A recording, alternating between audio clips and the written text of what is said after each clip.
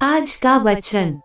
पहला पाठ इब्रानियों के नाम संत पौलुस का पत्र, अध्याय 10 पद संख्या 32 से 39। आप लोग उन बीते दिनों की याद करें जब आप ज्योति मिलने के तुरंत बाद दुखों के घोर संघर्ष का सामना करते हुए दृढ़ बने रहे।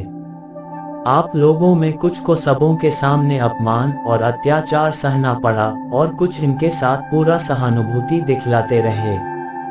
जो बंदी बनाए आप लोग उनके कष्टों के सहभागी बने, और जब आप लोगों की धन संपत्ति जब्त की गई तो आपने ये सहर्ष स्वीकार किया, क्योंकि आप जानते थे कि इससे कहीं अधिक उत्तम और चिरस्थायी संपत्ति आपके पास विद्यमान है।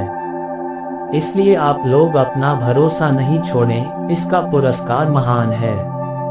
आप लोगों को धैर्य की आवश्यकता है, जिससे ईश्वर की इच्छा पूरी करने के बाद आपको वह मिल जाए जिसकी प्रतिज्ञा ईश्वर कर चुका है।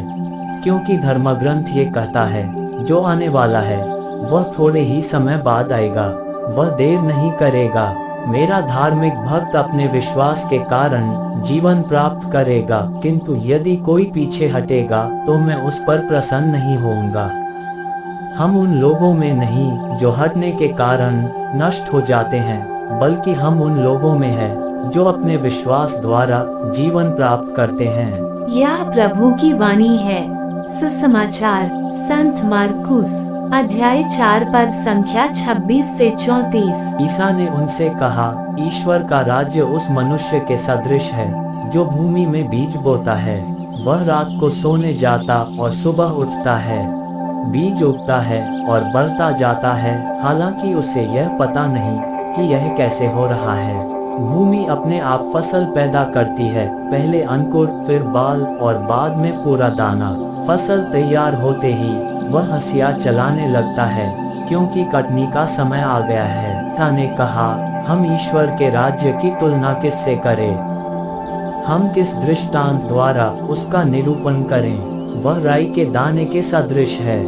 मिट्टी में बोए जाते समय वह दुनिया भर का सबसे छोटा दाना है, परंतु बाद में बढ़ते बढ़ते वह सब पौधों से बड़ा हो जाता है और उसमें इतनी बड़ी बड़ी डालियां निकल आती हैं कि आकाश के पंछी उसकी छाया में बसेरा कर सकते हैं। वह इस प्रकार के बहुत से दृष्टांतों द्वारा लोगों को उनकी समझ के अनुसार सुसमाचार सुनाते थे। वह बिना दृष्टांत के लोगों से कुछ नहीं कहते थे, लेकिन एकांत में अपने शिष्यों को सब बातें समझाते थे। यह प्रभु का पवित्र सुसमाचार है। आमीन। आज का चिंतन। उत्थान, सफलता या प्रगति एक ऐसी प्रक्रिया है जिसमें मेहनत के साथ साथ साहस, धैर्य और संयम की अति आवश्यकता होती है। सरसों के बीज का दृष्टांत एक कार्य की पूर्णता में मनुष्यों के मेहनत और ईश्वरीय सामर्थ्य के संतुलन को प्रकट करता है। कार्य की पूर्णता हमारी मेहनत या परिश्रम पर ही निर्भर नहीं करता।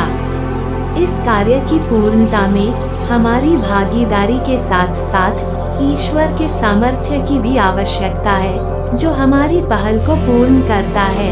प्रकृति, समाज, रीति रिवाज और सभ्यता के साथ साथ लोगों का साथ ईश्वरीय उपस्थिति का प्रतीकात्मक रूप है, जो अपना कार्य करते हैं।